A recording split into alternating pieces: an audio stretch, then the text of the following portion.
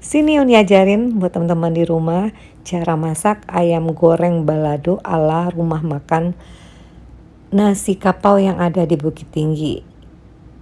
Dan ini versinya Uni ya, maksudnya caranya ala-ala Uni. Tapi ini beneran enak. Pertama-tama yang perlu disiapkan yaitu ayam. Yang Uni pakai 1 ekor aja di sini. Nah Uni pakai bumbu ungkep yang ada stok di rumah. Ini udah lengkap.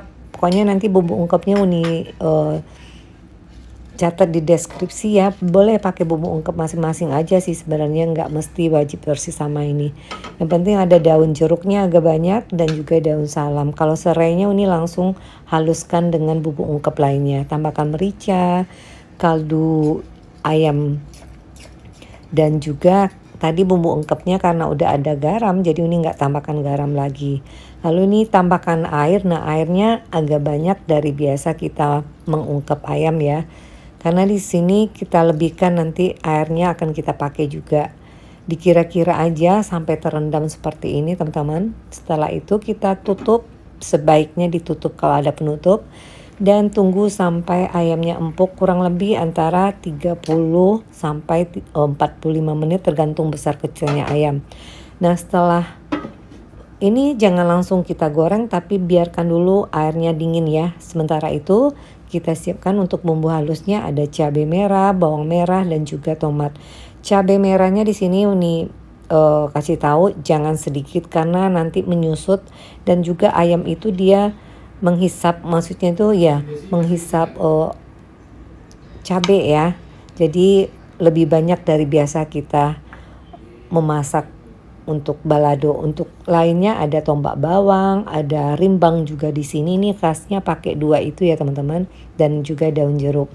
Nah di sini pertama kita rebus dulu cabenya. Sebelumnya udah dipanaskan dulu airnya. Merebus cabenya sebentar aja teman-teman.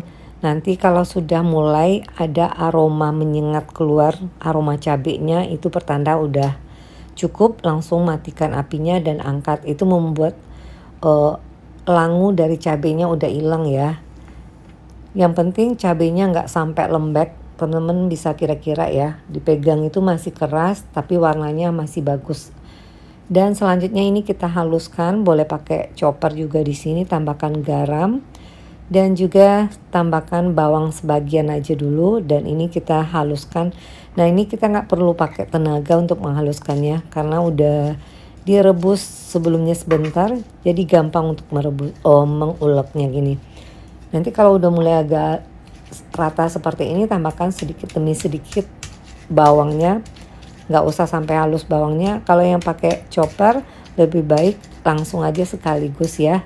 Karena kita biasanya pecah-pecah kalau khas rumah makan itu, kalau untuk balado.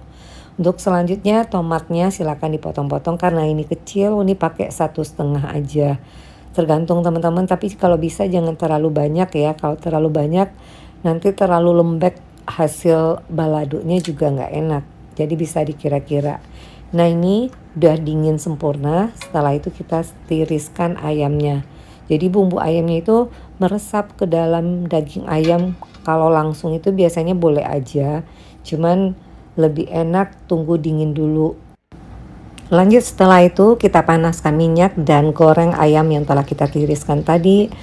Ini menggorengnya nggak perlu lama, nggak perlu sampai rata semua bagian kulit luarnya karena ini udah diungkep ya.